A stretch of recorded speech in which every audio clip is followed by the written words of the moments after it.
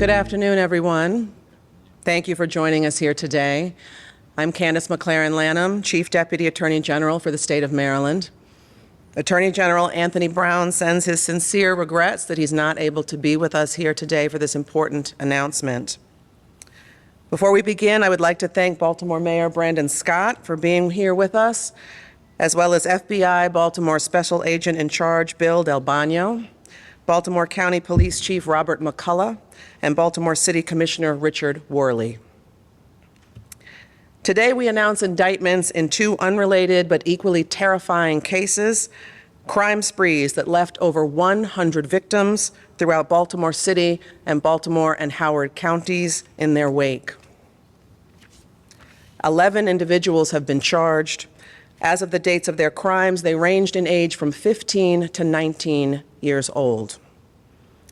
In total, these 11 individuals are charged with their involvement in over 80 crimes, including 1 rape, 1 home invasion, 16 armed carjackings, 59 robberies, including 22 commercial armed robberies, 21 kidnappings, and the stealing of 8 additional motor vehicles.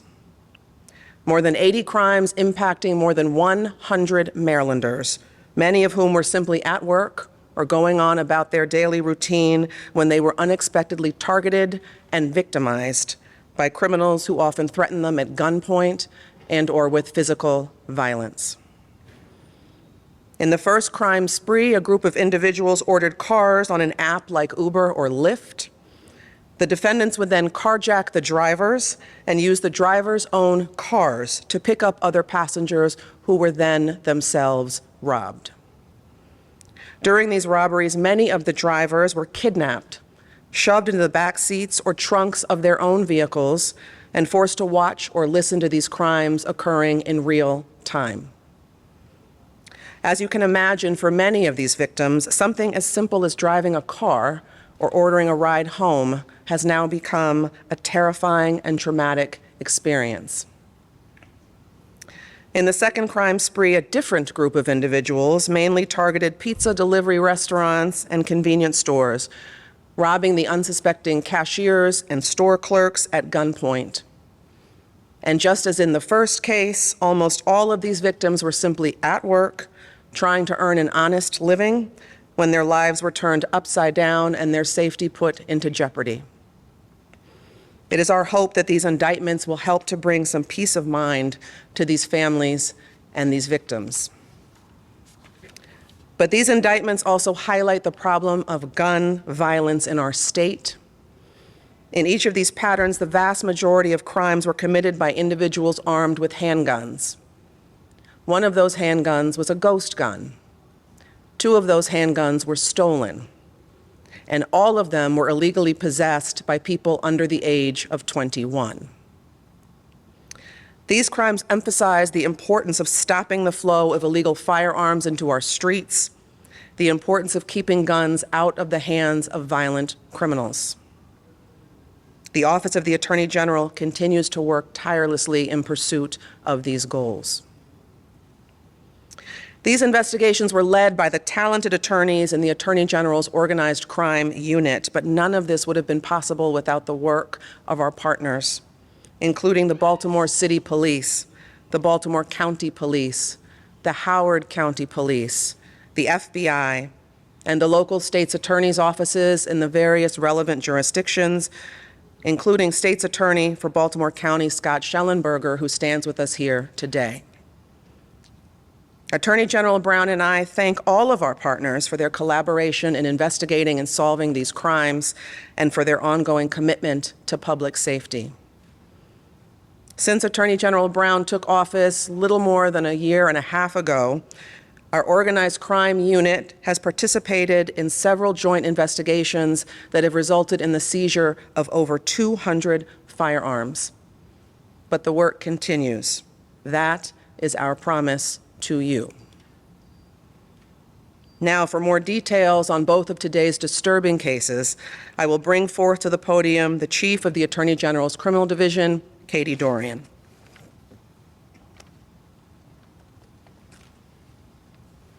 Good afternoon. As Chief Deputy Attorney General Candace McLaren Lanham said, these cases are the latest effort by our Criminal Division's Organized Crime Unit, some of whom are here with us today, to combat group violence in Baltimore City and its neighboring jurisdictions.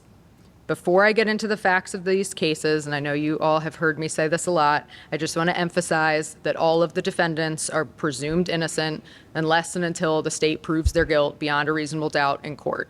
An indictment is not a finding of guilt, but merely an accusation. Another caveat, as the Chief Deputy Attorney General mentioned, several of the 11 individuals charged are juveniles. In the commercial robbery pattern, which I'll talk about first, of the 5 defendants charged, 3 are adults and 2 are 17-year-old juveniles charged as adults in the Circuit Court of Baltimore County. The 3 adults are Dwayne Sanders, Corey Saab, and Alan Hill. In the rideshare carjacking pattern that I'll talk about second, of the 6 defendants charged, 1 is an adult. He was 18 during the course of the pattern. His name is Raquan Pierce, and the remaining 5 were under 18 at the time of the crime spree. 3 of those individuals were charged as adults, and their cases are currently pending in the Circuit Court for Baltimore County. The other 2 juveniles were charged pursuant to the law in juvenile court. However, the state successfully petitioned to waive one of those individuals up to Circuit Court just last week. The 5th and final juvenile is still in juvenile court pending a waiver hearing. Pursuant to the confidentiality rules governing juvenile records, we will not be able to discuss the juvenile defendants or cases specifically, and we will only focus on the cases against the adults. So the first case, the commercial robbery pattern. This case involved a series of commercial armed robberies of pizza stores and convenience stores, as well as armed robberies of food delivery drivers and others in Baltimore County, Baltimore City, and Howard County that occurred between November 28th, 2023 and January 17th, 2024. In total, 5 individuals have been charged with participation in a criminal organization and the commission of 44 incidents over about an 8-week span in connection with this crime spree, including 22 commercial armed robberies, 14 robberies, and 8 additional theft of motor vehicles.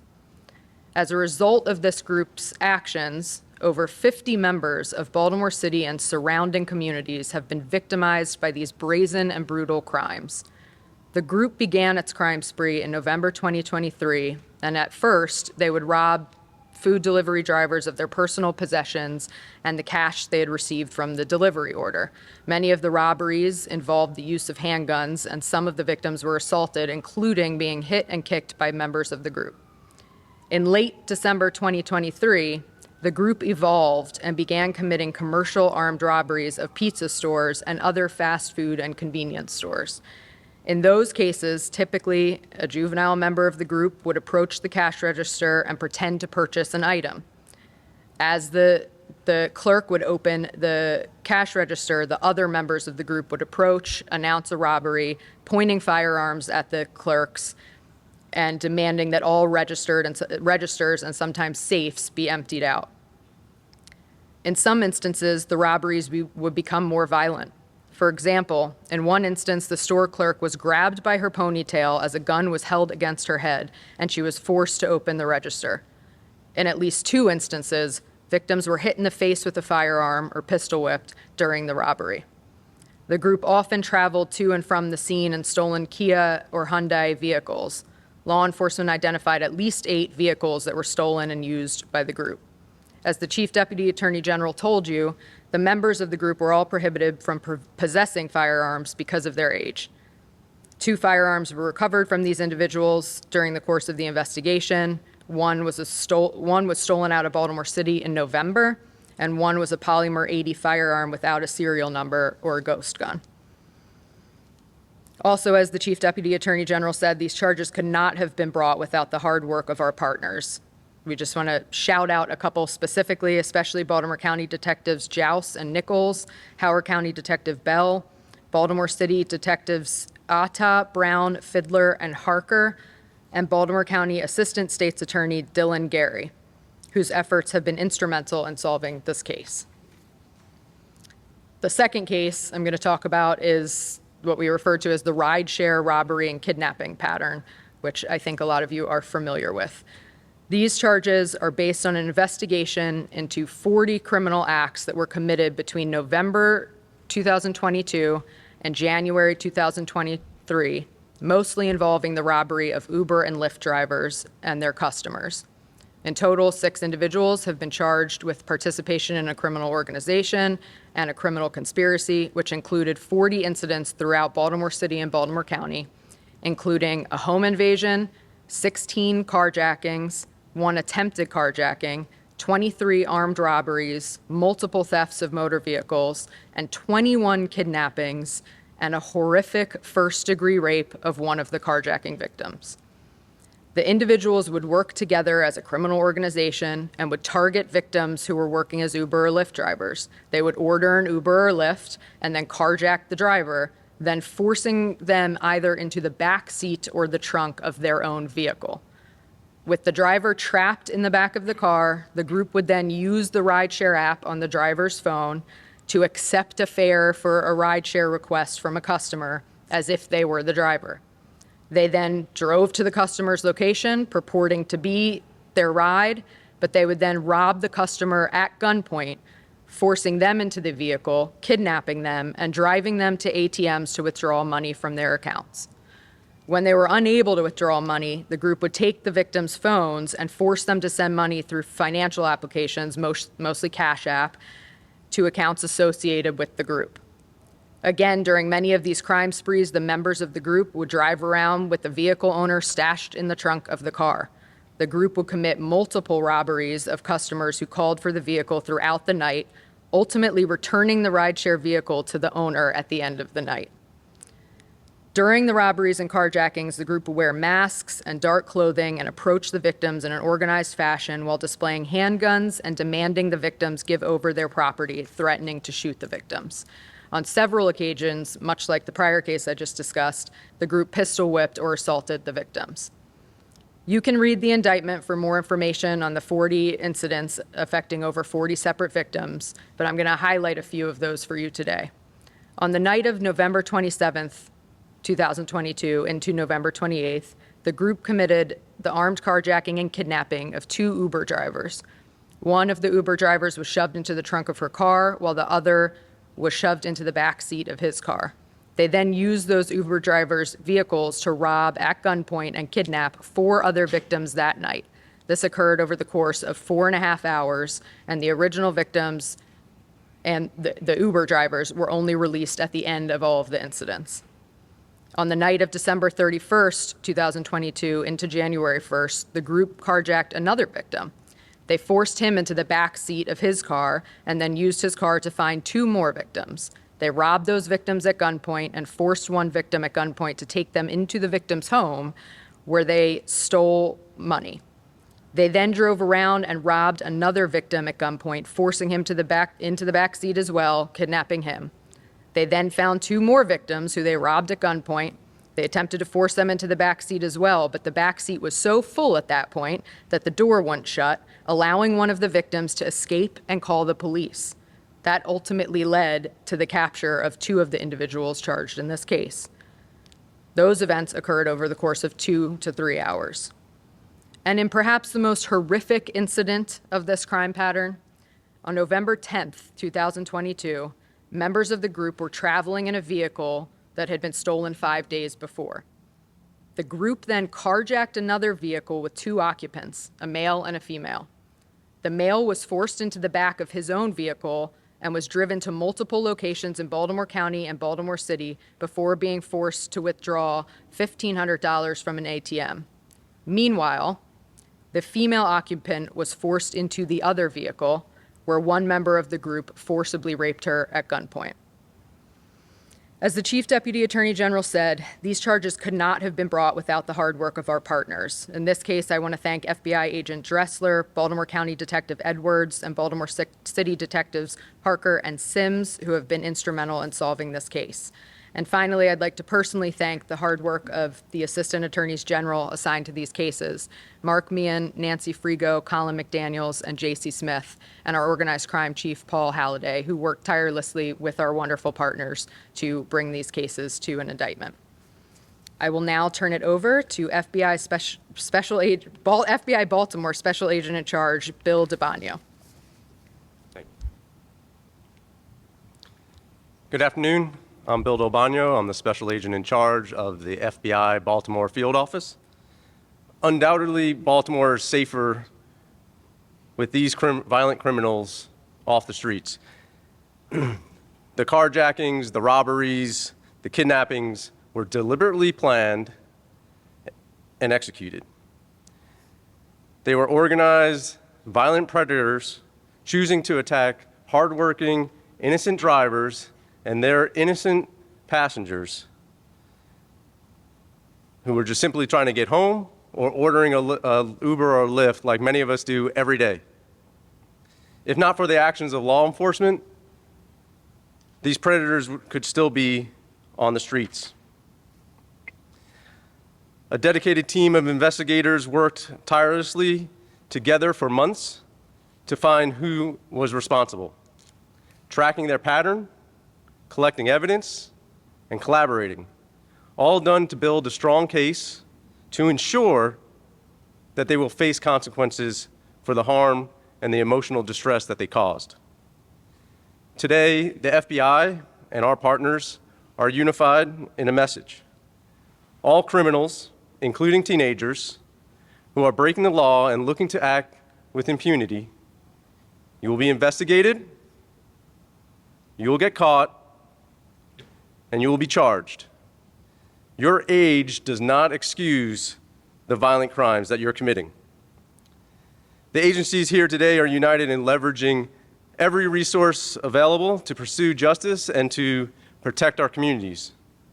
We work together every day with our partners in Baltimore City, Baltimore County, to do just that. We thank them for their collaboration on this investigation. We also like to thank the Maryland Attorney General's Office for taking on this case. Anyone who commits crimes like this should expect that the FBI and their partners are going to investigate them. So they should consider whether or not they want to end up like these teens right now. Undoubtedly, the 46 innocent people who were victimized deserve to know that their attackers are not going to be allowed to continue this crime spree.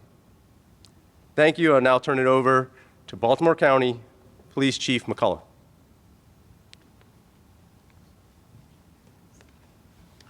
Thank you, Bill. I want to start by speaking to the residents of Baltimore County and this region, specifically the victims. Please know that the men and women of the Baltimore County Police Department recognize and understand that more than just personal property was stolen from you. I hope that today's indictments bring some peace of mind.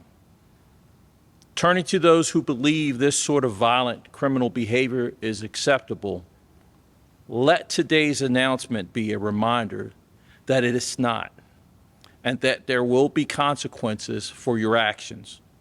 The Baltimore County Police Department works tirelessly to safeguard Baltimore County communities by carrying out daily investigations and operations deliberately designed to disrupt and dismantle criminal enterprises like the one detailed in the indictments that we are here discussing today. I would like to commend the dedicated detectives within the Baltimore County Police Department who work tirelessly and relentlessly with the detectives from Baltimore City and Howard County in this investigation. Their efforts have led to the removal of multiple defendants who targeted residents going about their daily lives. I thank Attorney General Anthony Brown and his team for their partnership and willingness to prosecute this case, and our local, state, and federal partners who we have worked closely with on a regular basis. Thank you. I'd like to turn it over to Commissioner Richard Worley, Commissioner Baltimore City. Thank you, Chief. Good morning, everyone, or actually good afternoon. Thank you to the Attorney General's Office, the FBI, Baltimore County Police Department, Baltimore County State's Attorney, Howard County Police Department, Howard County State's Attorney, and also our own State's Attorney, Mr. Ivan Bates' office, for their continued work on these cases. Special thanks to the men and women of the BPD who go out here every single day and work tirelessly to apprehend these individuals.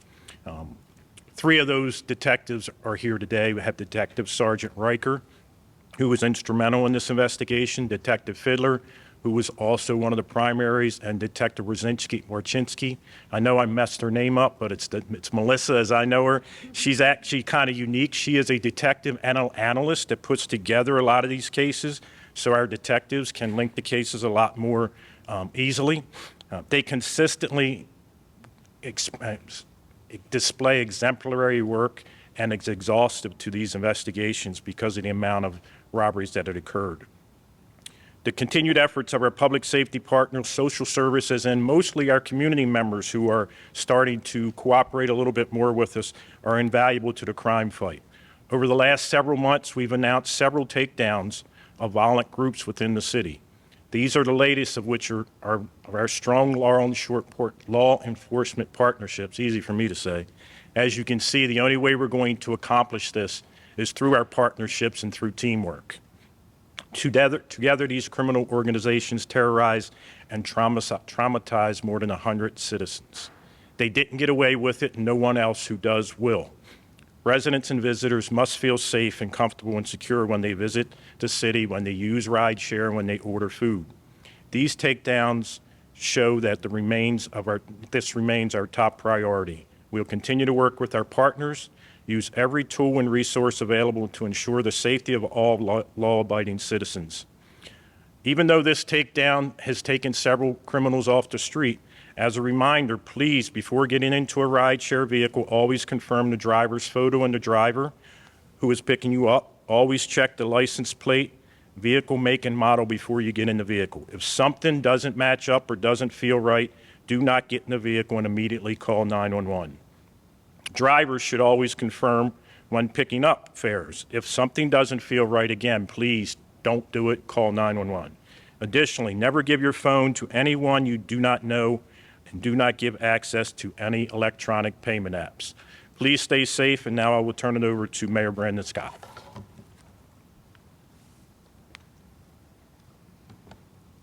Thank you, Mr. Commissioner. Good afternoon, everyone. I want to start off by thanking Attorney General Brown, his entire team, Criminal Division Chief Dorian, FBI partners, all of our law enforcement partners from Baltimore County and Howard County for working together to bring justice to our communities. Every time we're together for one of these takedown press conferences, we are sending a unified message that we will not tolerate utter disregard for the rule of law in our jurisdictions, and showcasing that everyone up here is working together to effectively utilize the tool at our disposal to make our city, our counties, and our region safer. And when there are individuals like those who we are talking about indicting today in today's announcement who have inflicted harm on our communities and jeopardized the safety of our residents, then we need to ensure that they are held accountable. As you heard, these two groups were responsible for dozens and dozens of crimes ranging from armed robbery and carjackings to rape. Every single one of the counts in these indictments reflects a victim and their family whose lives are forever changed by these actions. And as a robbery victim myself, let me be the first to tell you that you never fully heal. This is a consistent thing that they'll be doing for the rest of their lives. Communities who are also left to deal with the trauma of their decisions to engage in that criminal activity.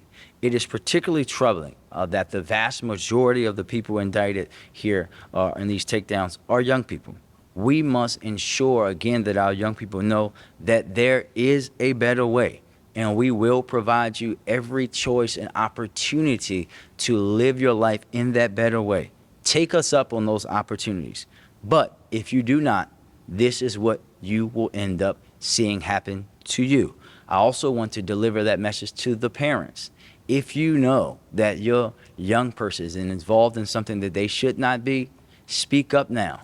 Don't wait until your child is indicted, is arrested for some heinous crime to say, Mr. Mayor, my baby's a good child. Do it now. You know what your children are up to. You know if your child has key fobs in your house. Tell us now. Don't wait until it's too late. Because if you continue to make those choices, robbing, carjacking, delivery drivers, raping someone, none of that has ever been cool. And it's not going to continue to be allowed by us. This will be you. That is the message that we want our young people and their families to hear. This announcement is the result of months of partnership, and it shows that BPD, our federal law enforcement partners, our partners in the counties are committed to continuing to root out violence across the city of Baltimore. And as we heard earlier from our Chief Deputy Attorney General, we also will continue to fight to remove illegal guns off our streets. I want to, again, thank everybody here and the Attorney General in his absence for their deep partnership and commitment to making our city, our region, and our state a safer place. And with that, I will turn it back over to Katie for questions. Okay, we'll open it up for questions now.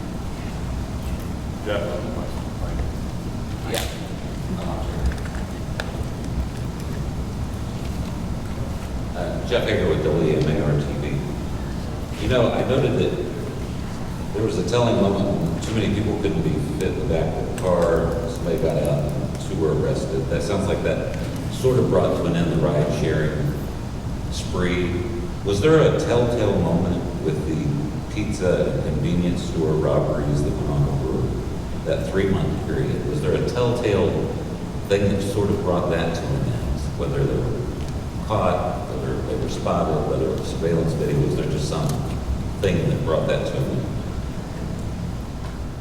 Yes, the telltale moment in that was in, I believe, January 9th of this year, where one of the individuals was caught with a handgun and coming out of a stolen vehicle.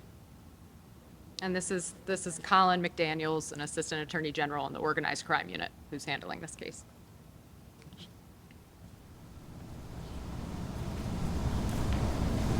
Barry Sims, WBAL-TV. I'm wondering about looking at the pictures that were shown dealing with the robberies of the pizza shops and the convenience stores, and there were masks worn and dark clothing. I'm wondering if the community helped in any way in terms of trying to get information to law enforcement about the situation. Was the information basically coming from the victims? Because if they're with masks, how do you identify them when they're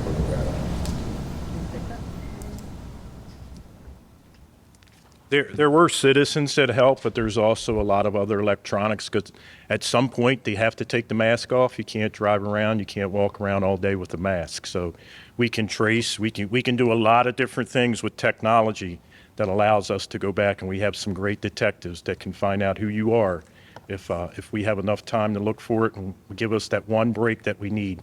And that's what happened. We just needed a couple breaks, and that's what our detectives ran with. And there was another question dealing with one of the men charged, Dwayne Sanders. He has 245 counts against him. Was he considered the ringleader of that particular organization?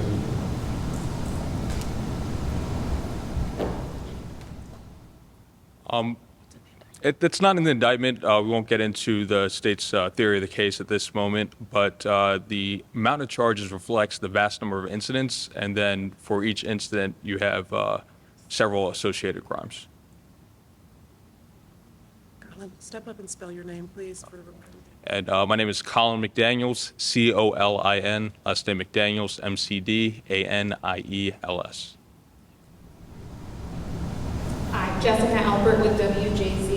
We reported on some rideshare carjackings back in December 2022. Are those affiliated with the ones in this takedown? Yes, most likely. So Baltimore police early on made arrests in these cases, which was wonderful, and that kind of ceased the public safety threat. And then the months after that were spent with FBI, Baltimore City and Baltimore County Police putting together the pattern to realize that this was one organization and an ongoing pattern.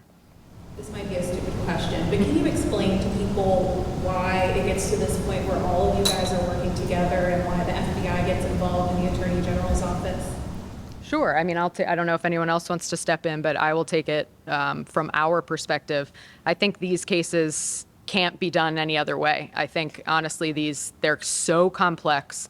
They're so hard to solve. One individual agency or office just doesn't have the resources to be able to solve these themselves. And so it requires partnership of all of these agencies. That's why at every one that we've stood up here to announce has been a partnership of multiple different agencies. The Attorney General's office, we have statewide jurisdiction, so we are able to come in where there is cross-county lines, cross-county crimes occurring in any of these sprees. And then we almost always, not always, but almost always operate under the criminal organization statute, which gives us the venue provision to bring it all together in one indictment in any of those counties, which makes it a lot easier in court as well.